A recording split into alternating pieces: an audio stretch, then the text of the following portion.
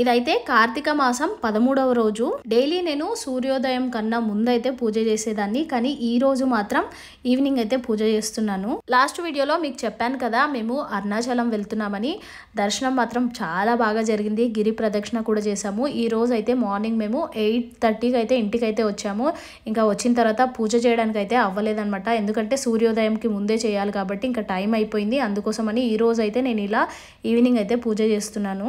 ఇంతకీ నేను వేసిన ముగ్గు ఎలా ఉందో కామెంట్ సెక్షన్లో చెప్పడం మర్చిపోకండి. ఇంట్లో ఫస్ట్ పూజ చేసి తర్వాత తులసమ్మ వారి దగ్గర అయితే పూజ అయితే చేస్తున్నాను. గడప దగ్గర కూడా క్లీన్ చేసి మంచిగా ముగ్గు వేసి తర్వాత పువ్వులు అయితే పెట్టి ఇంకా దీపాలు అయితే పెడుతున్నాను. కానీ గాలి అయితే బాగా ఎక్కువగా వస్తుంది. చాలా మంది కామెంట్ అయితే చేశారు తులసి కోటని డైరెక్ట్గా నేల మీద పెట్టొద్దు అని. ఇంకా అందుకోసం నేను పీట అయితే వేశాను. థ్యాంక్ యూ సో మచ్ అండి, నాకు తెలియని చాలా విషయాలు మీరు చెప్తున్నందుకు. పూజ చేయడం అవ్వగానే కార్తీక పురాణం 13వ అధ్యాయం చదివి కొద్దిసేపు ధ్యానం అయితే చేశాను. ఇలా సక్సెస్ఫుల్గా కార్తీక మాసం 13వ రోజు పూజ కూడా కంప్లీట్ చేశాను.